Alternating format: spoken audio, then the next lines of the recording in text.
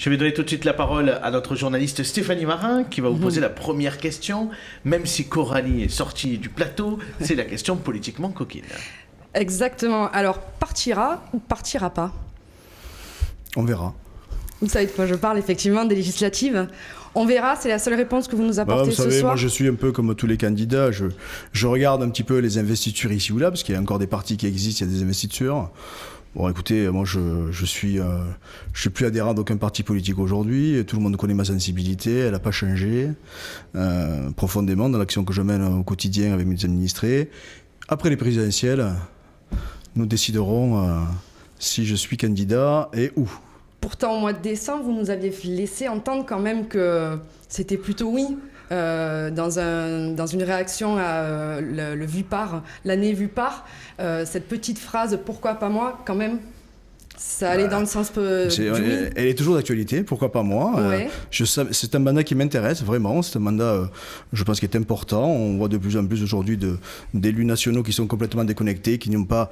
Je trouve que pour avoir un mandat national, il faut d'abord être élu local, même conseiller municipal. Je pense que c'est important pour connaître un petit peu le fonctionnement de notre pays et pas dire n'importe quoi. On peut dire n'importe quoi sur un plateau à faire de la politique, on peut faire ce qu'on veut. Mais il faut être cohérent d'abord avec ses valeurs, ses idées. Et puis c'est vrai qu'aujourd'hui, je suis un peu orphelin, moi. Quand je vois aujourd'hui le paysage politique de la gauche, c'est compliqué. Hein. Qui allez-vous parrainer ou qui avez-vous parrainé pour présidentielle ? J'ai parrainé, ça a été diffusé, là. J'ai vu que j'étais déjà affiché à mon parrainage. Moi, je suis fidèle. Moi, je parraine Anne Hidalgo d'abord parce que je l'ai rencontrée, d'abord parce qu'elle a un petit peu la même histoire que moi. Et donc, elle a la même sensibilité. Vous savez, moi je suis malheureux aujourd'hui de voir les partis politiques, notamment le Parti Socialiste aujourd'hui, qui n'arrive pas à décoller, avec une maire de Paris qui normalement aurait dû entraîner derrière elle l'ensemble des partenaires, puisqu'elle dirige aujourd'hui la capitale de la France avec le Parti communiste et les Verts.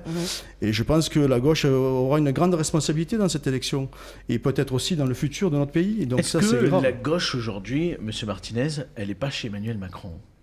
Ben oui, sûrement, je pense que oui. J'ai des camarades qui sont aujourd'hui chez Emmanuel Macron, mais qu'est-ce que ça veut dire aujourd'hui être chez Emmanuel Macron ? Françoise Dumas, par exemple, votre amie, elle vient du Parti Socialiste. Bien sûr, mais je pense que Françoise Dumas, qui est mon amie, que je respecte, elle est toujours de gauche, profondément. Elle se bat au quotidien dans l'émission qui lui a été confiée par le président de la République ou par le gouvernement, ou normalement même par l'Assemblée, pour aujourd'hui... C'est quoi être de gauche aujourd'hui ? C'est quoi être de gauche ? C'est à vous de répondre à cette question. Je pense qu'être de gauche aujourd'hui, c'est refuser les extrêmes. Je pense, à mon avis, c'est pas possible quand on voit une campagne présidentielle catastrophique. Moi, j'ai mal à mon pays. Mon pays, c'est la France. Stéphanie, on disait tout à l'heure que j'étais un immigré du premier degré, moi, pour revenir sur l'éducation. J'arrive, mes parents, dans les bagages de mes parents, oui, je suis un immigré du premier degré, mais moi, je me sens 100% français. J'ai fait mon service national. Peut-être qu'aujourd'hui, les gens feraient bien d'avoir fait leur service national. Vous avez été suppléant de Françoise Dumas. Oui. Est-ce que vous pourriez l'être à nouveau ? Vous savez, je sais. Moi, aujourd'hui, je m'interdis rien du tout. Je suis aujourd'hui un homme... je suis un élu local, libre.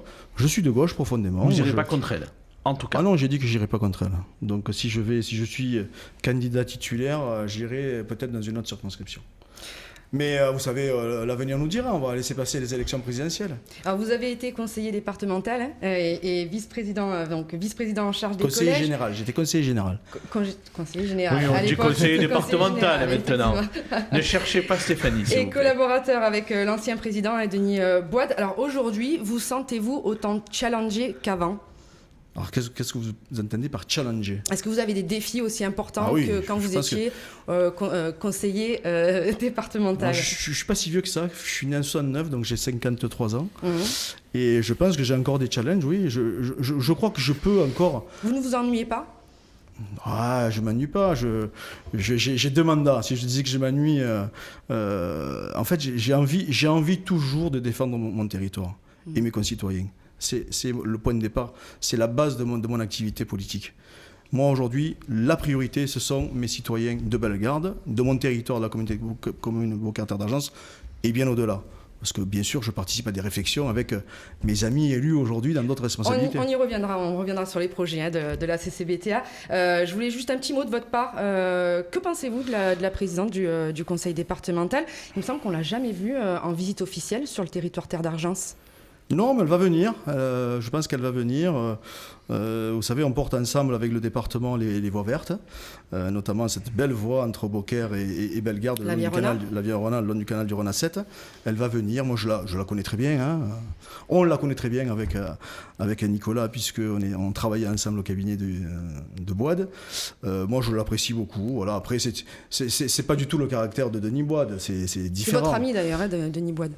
Oui, c'est mon ami, c'est mon ami, Denis Boide, oui, bien sûr. Mais j'ai beaucoup d'amis, vous savez. Ouais, j'ai beaucoup d'ennemis apparemment aussi, mais j'ai beaucoup d'amis. Avant de vous donner la parole, Stéphanie, on va servir la parole aussi à nos sociétaires. Nicolas, votre question à Juan Martinez.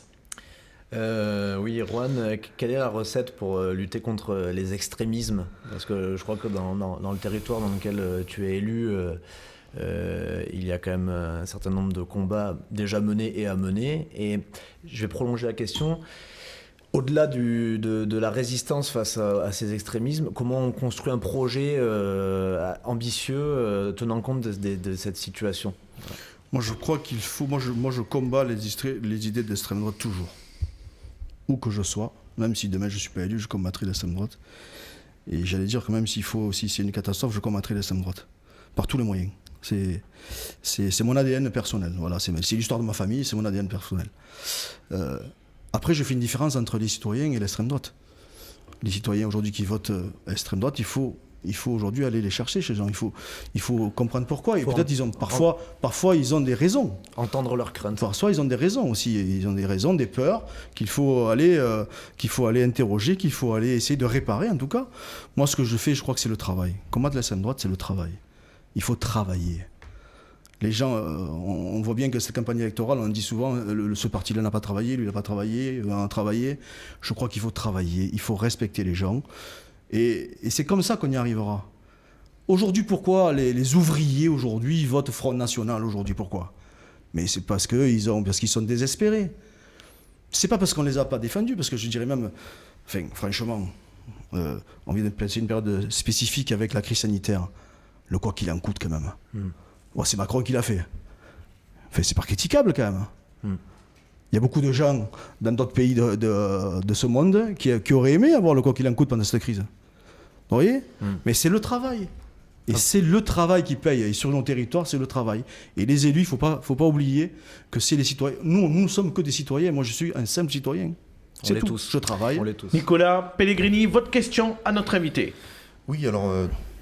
Effectivement, il y en a qui travaillent. Au passage, je souligne que sur le débat sur l'éducation, on a produit un livret avec plus de 123 mesures. Ah, c'est le retour des livrets de la France Insoumise. Exactement. Oui, mais on est un mouvement qui travaille et on le revendique beaucoup, puisque nous avons beaucoup de propositions en ce sens-là. Tout le monde en a, monsieur Pellegrini. Oui, enfin nous... Vous n'êtes pas les seuls. Oui. On ne regarde pas tous le nombril de Jean-Luc Mélenchon. Nicolas, s'il vous plaît, laissez Nicolas Pellegrini poser votre question. C'était facile. Non, c'était simplement une question sur... vous parlez du quoi qu'il en coûte, vous parliez de la gauche, vous parliez d'Emmanuel Macron, vous avez souligné que potentiellement la gauche pouvait se retrouver chez Emmanuel Macron. Je ne doute pas qu'une certaine gauche peut s'y retrouver. Néanmoins... le creusement des inégalités sociales, les mesures favorables aux plus riches qui ont délaissé une grande partie de nos concitoyens. Est-ce que ça, c'est la gauche ? Non, mais moi, je pense qu'il ne faut pas confondre. Quand on fait de la politique, vous êtes jeune, monsieur Pellegrini, c'est bien, c'est beau. Je pense que les engagements politiques de militants, c'est très respectable. Et ça, franchement, je pense que c'est formidable. Et puis, je partage beaucoup de choses que dit Mélenchon. Moi, je pense qu'aujourd'hui, il faut donner un salaire décent aux gens. C'est clair. On ne peut pas aujourd'hui avoir la peur au ventre le 25, le 26, et la peur de perdre son travail, et la peur de ne pas payer son crédit, et la peur de ne pas pouvoir payer des vêtements à son enfant. Je pense que ça, c'est respectable. Et il faut le faire, et je le dis. Je dis souvent aujourd'hui, je dis au capital, aux grands patrons, je dis, les gars, il faut payer mieux vos salariés. Vous allez les fidéliser. Vous faites des salariés qui travailleront mieux, qui seront plus et qui consommeront sur place. Et qui consommeront sur place. Donc ça, c'est vrai. Après, je ne me retrouve pas dans tout le panel de Mélenchon. C'est évident. Mais Chez Macron, je pense qu'il a fait beaucoup de choses aussi pour les gens. La taxe d'habitation, quand même. Alors, moi, je ne défends pas les trucs de Macron, parce que j'ai l'impression de défendre Macron ici. Mais quand même. Vous l'avez beaucoup défendu, ce soir. Ouais, mais c'est vrai, mais parce qu'il faut... Je pense qu'il faut remettre un petit peu aussi l'église au centre du village. Alors, pas l'église, parce que c'est... Mais vous serez dans votre équilibre. Vous serez dans Excusez-moi, votre équilibre. la mairie, la la mairie, ou si je suis candidat, Oui, la quelque mairie, sorte... Vous allez avoir du mal sur la la première. mairie. Hein. Ah, sur la première, non, mais bon, mes copains de gauche, pour l'instant, j'existe pas, donc.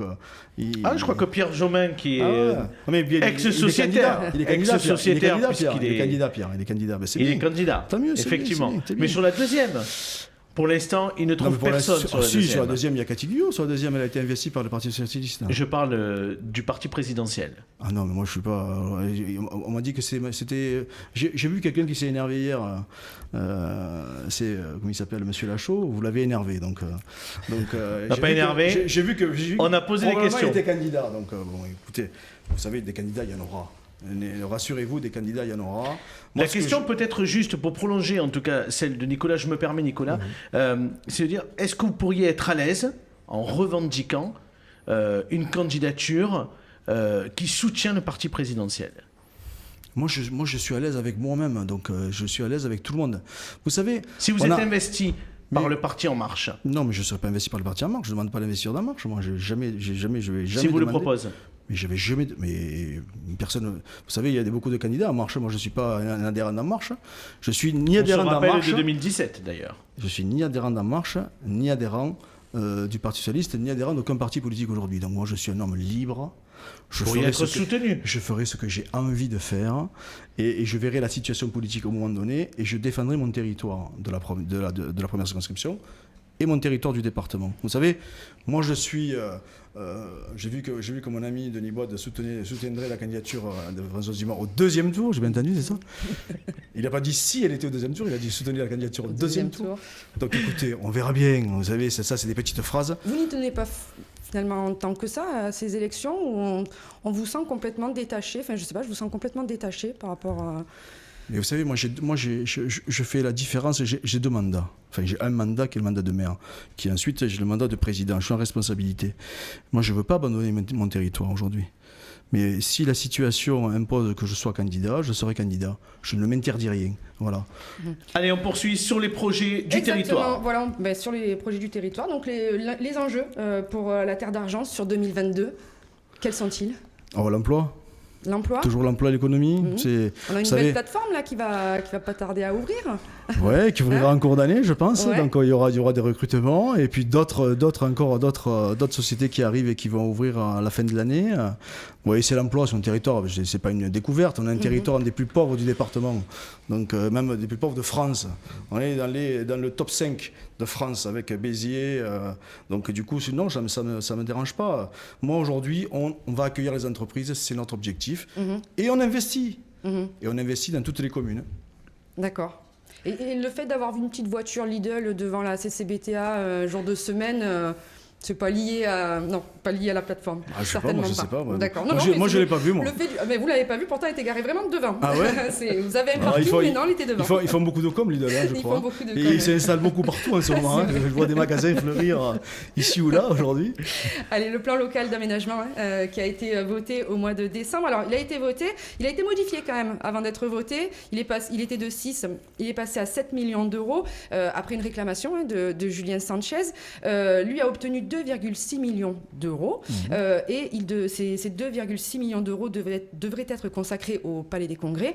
Mais alors, où en est-on de ce projet qui tarde à venir ? On en parle, mais alors on n'a toujours pas le moindre tractopelle sur ce terrain-là.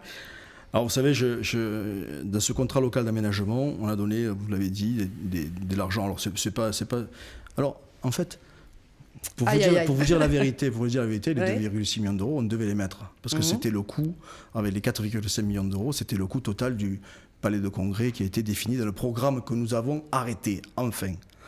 Donc pourquoi il y a 2 millions alors ? Mais parce que c'était il faut. Ça rentrait dans les détails, mais. Parce qu'il faut aussi répartir. Il y a aussi des demandes des autres communes. Vous en voyez qu'une, mais il y a 4 communes qui ont pris un petit peu de sous au passage aussi. dans la mienne et dans celle Allez, des une autres. dernière question, Donc, Stéphanie. Du coup, ça va venir. On va lancer le concours d'architectes, là, je pense, avant fin mars. Deux projets sont sortis de terre. C'est les maisons de santé à Bellegarde et à Beaucaire. Alors la première est ouverte. La deuxième, ça ne saurait tarder. Elle est ouverte aussi. Elle Ils est sont ouverte, en train de pas encore s'installer. inaugurée. Non, aucune n'est inaugurée d'ailleurs. Aucune. D'accord, ok. Par contre, il n'y a pas de médecin à Beaucaire. Oui. Comment vous l'expliquez? Comment vous expliquez cette situation? Mais vous savez, on a à Beaucaire une commune de 16 000 habitants où il y a 8 médecins généralistes. Mhm. Et 8 médecins généralistes qui ont pour 60% plus de 60 ans. Mhm. Et donc, ils prennent plus de nouveaux patients. Oui. Et donc, aujourd'hui, si on était Mais les de seuls... nouveaux médecins. Si on était les seuls territoires à manquer de médecins, je pense que même ici, dans le quartier ici de l'avenue Feuchère, il manque des médecins. Et je connaissais un collègue qui était dans le coin, qui a fermé sa porte et qui n'a pas été remplacé. Donc c'est le mal et l'urgence, par contre, l'urgence de la santé, c'est important. C'est l'urgence de médecine générale dans nos territoires, Alors, deux qu'ils soient communes- ruraux ou urbains.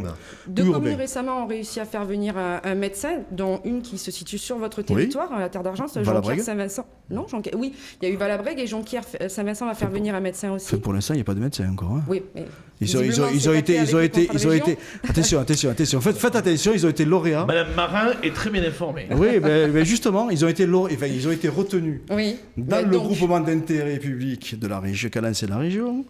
Mais si vous regardez bien, ils n'ont pas encore de médecins, puisqu'il y a même des appels à candidature dans la presse que j'ai lus, où on cherchait un médecin pour Saint-Gilles et pour Jonquière-Saint-Vincent. Et la Donc, pour CCBTA l'instant, n'a pas candidaté? si, la CCBA a candidaté, elle va candidater, elle va être dans le deuxième volet de fin février. Mais pour l'instant, il n'y a pas de médecin encore. Donc attention, il y a une vraie volonté de la région de faire venir des médecins, de recruter des médecins, en partenariat avec les collectivités que nous sommes. Donc on est candidat. Mais est-ce qu'on va en avoir? C'est la grande inconnue quand même encore. Dernière question, si vous me permettez, Abdel. Rapidement, s'il vous plaît. Oui, parce que Corentin n'est pas là, mais on va peut-être parler de foot. Alors, ce soir, PSG ou Real Madrid? Real Madrid, moi. Aïe, aïe, aïe. J'ai une toute dernière question, parce que Coralie me fait des grands gestes. Elle est en coulisses, Coralie, mais elle fait des grands gestes. Elle est persuadée que vous allez aller sur la 6e en réalité. Je sais pas. On verra bien. La 6e vous intéresse? Mais écoutez, ce mandat m'intéresse vraiment. On verra. Et puis en fonction de la situation politique, je l'ai dit après la présidentielle, on verra ma position et on verra aussi le choix des autres partenaires, les autres, que ce soit la gauche, la droite, le milieu, le centre et le Saint-Esprit. On verra bien.